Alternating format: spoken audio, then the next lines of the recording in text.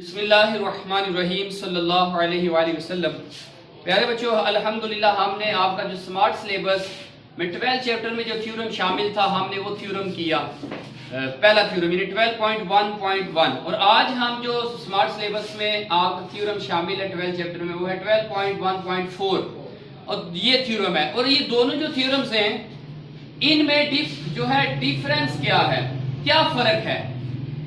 अब देखिए वहां था any point on the bisector, किस पे था, लाइन सेगमेंट पे।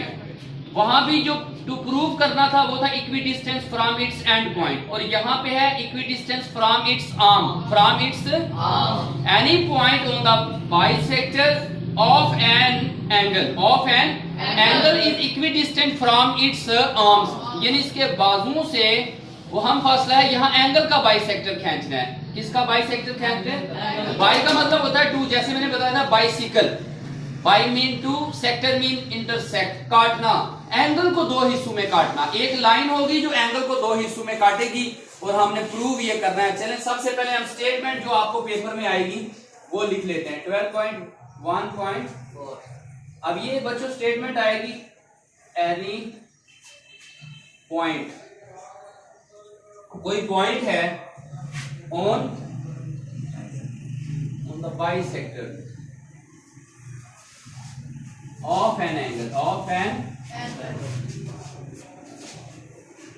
यहां तक बच्चों क्या है, गिवन। ये क्या है, गिवन। इतना हिस्सा गिवन, आगे कॉमन के बाद है इज,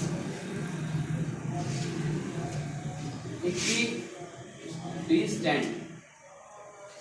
इक्विडिस्टेंट का मतलब है हम फासला, इक्विडिस्टेंस ऑफ फ्रॉम इट्स।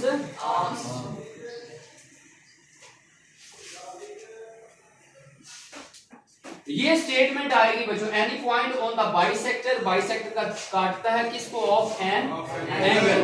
अब बच्चे ये करते हैं, जब ये स्टेटमेंट आती है तो वो हो सकता है पहला थ्योरम लिख लें, फिगर भी वो बना लेते हैं। आपने ये वाला हिस्सा is equidistance from its arms और वहां था equidistance from its and point, ये लाइन सेगमेंट एंड पॉइंट के ये फर्क है। इसलिए 8 नंबर का आता है, बड़ी तवज्जो से स्टेटमेंट को पढ़ना होता है। उसके बाद पहले यहां तक क्या है, गिवन, और आगे वाले जो स्टेटमेंट का ये पोर्शन है ये क्या है, टू प्रूव, ये हमने प्रूव में करना है।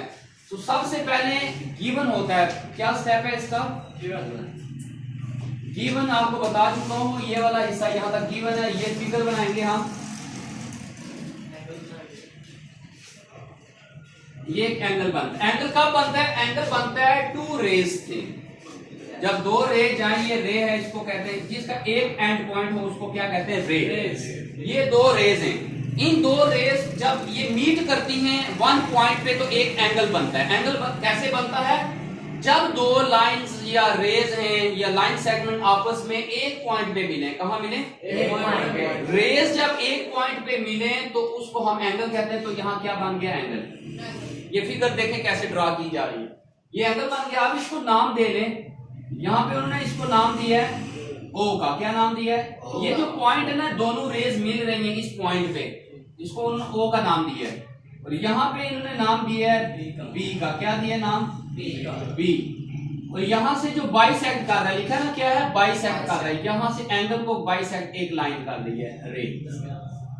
ठीक है बच्चों, दरमियान से काट रही है एंगल को, इसको उन्होंने नाम दिया एम का। बुक के मुताबिक मैं लिख रहा हूं, आप अपनी वर्डिंग में अगर लिखना चाहें तो फिर भी नंबर मिल जाते हैं।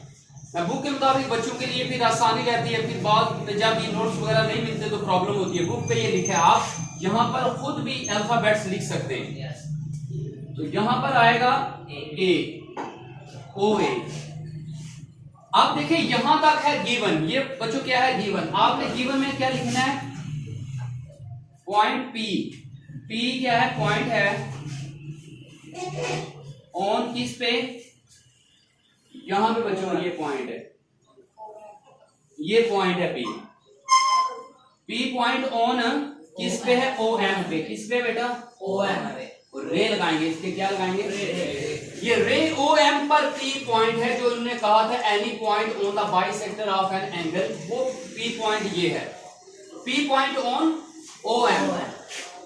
अब है ये लिखा हुआ है, ये इसका मतलब होता है that is to say that, इसको हम कह सकते हैं इसको हम क्या कह सकते हैं बच्चों, क्या लिखा आगे, बाइसेक्टर ऑफ, इसमें एग्जांपल बाइसेक्टर ऑफ, किसका बाइसेक्टर है बेटा, AOB का ये एंगल देखें AOB, एंगल AOB ये गिवन है बच्चों।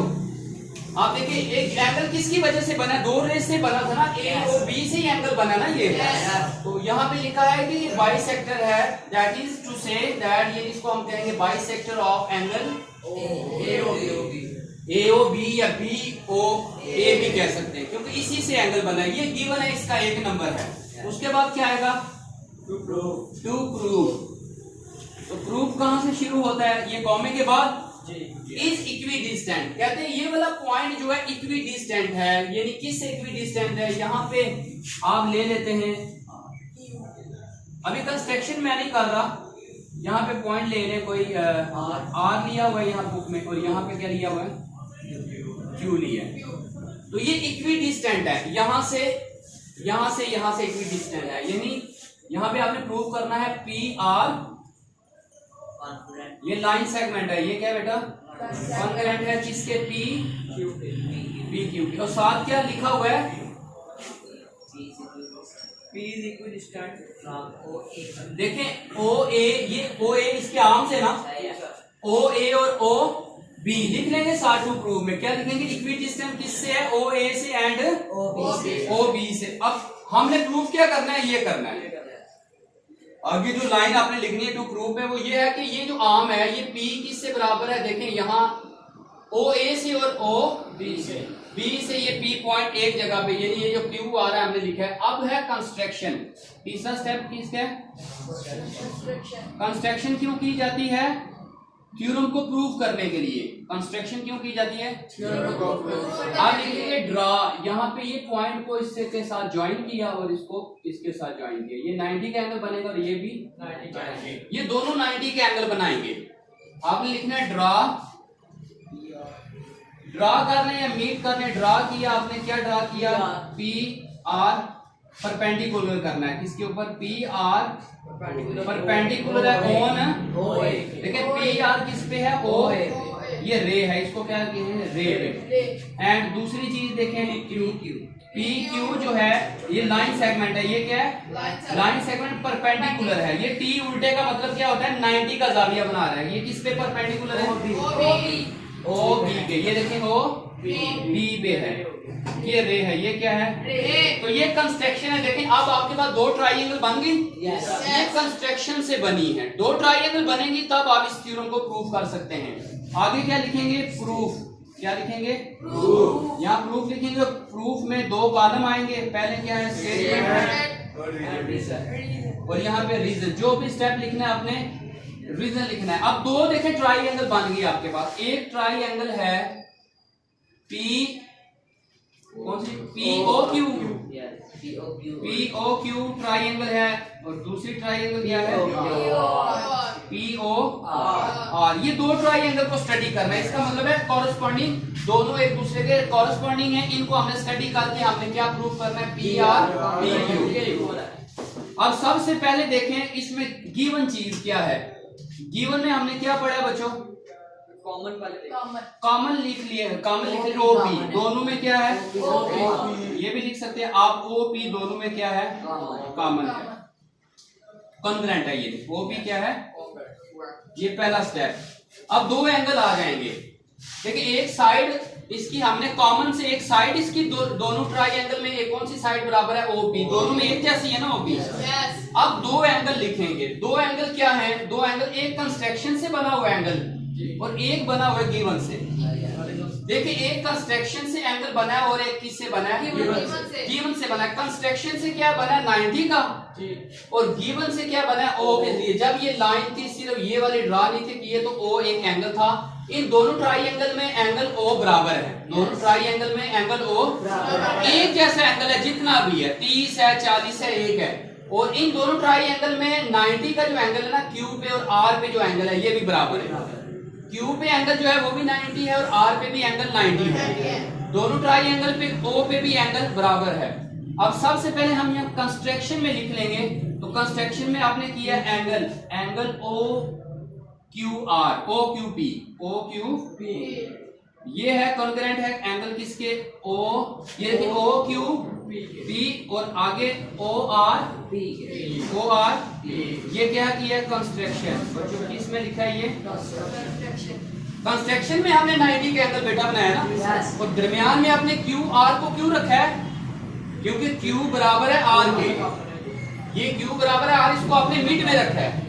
अब आप एंगल लेंगे पी ओ आर, अब एंगल लेंगे पी ओ आर क्योंकि आर बराबर है, फिर दूसरा लेंगे P O Q, P O Q, ये एंगल की बेटा नोटेशन पी ओ क्यू। तो ये किस में, गिवन में, ये किस में बेटा, गिवन में, ये गिवन में था ना वो हमने जो एंगल था, दोनों ट्राइएंगल में दरमियान में एंगल क्या है, ओ, यहाँ भी दरमियान में एंगल ओ है, ये दोनों बराबर है। और कंस्ट्रक्शन में कौन सा एंगल बराबर है, क्यू। ये आपने चीजें दरमियान में रखनी है जो बराबर है। यहाँ पे जो ये, अब देखें मैंने आपको बताया था कि अगर कॉरस्पॉन्डिंग ट्राइएंगल को स्टडी करें, उसकी तीन साइड्स या दो साइड्स और एक एंगल, या दो एंगल एक साइड बराबर हो, तो हम कहते हैं ये दोनों ट्राइएंगल बराबर है। अब दो एंगल और एक साइड बराबर है तो हम क्या कहेंगे यहाँ पे कि ये वाली दो ट्राइएंगल क्या है, कॉन्करेंट है, यानी पी ओ क्यू कॉन्करेंट है किसके, पी ओ आर, इसको आप बराबर लिख लें इस चीज को। और ये क्या लिखेंगे, कॉरस्पॉन्डिंग ट्राइएंगल्स, कॉरस्पॉन्डिंग ट्रायंगल कौन सा इक्वल है, साइड से यानी इक्वल है। आप लिखेंगे कितनी, देखें साइड कितनी है, एक एस, फिर एंगल, दो एंगल पास टू लेन, ठीक है भाई, इक्वल भी लिख सकते हैं जी हाँ। इसमें यानी कि लिखा इक्वल कॉन्ग्रुएंट लिखे ना, साइड एंगल कॉन्ग्रुएंट है साइड एंगल, यानी दोनों ट्राइएंगल की साइड एंगल, एक साइड और दो एंगल बराबर है, इसलिए ये ट्राइएंगल दोनों क्या है, बराबर है। अगर ये ट्राइएंगल बराबर हैं तो बच्चों आप लिख सकते हैं कि ये जो पी आर और पी क्यू भी बराबर है, ये साइड भी बराबर है। जब दोनों ट्राइएंगल बराबर हैं तो हम लिख सकते हैं पी आर कॉन्ग्रुएंट है किसके, ये पी क्यू के। तो ये क्या हो गया बेटा, हैंस प्रूव, पी क्यू पे लाइन सेगमेंट है, ठीक है, पी आर कॉन्ग्रुएंट है पी क्यू के। प्यारे बच्चों ये आपका स्मार्ट सिलेबस का लास्ट थ्योरम था, इन दो थ्योरम में से ही आपको पेपर में आएगा। उम्मीद करता हूँ आपको आज के थ्योरम की समझ आ चुकी होगी। अस्सलाम वालेकुम व रहमतुल्लाहि व बरकातहू।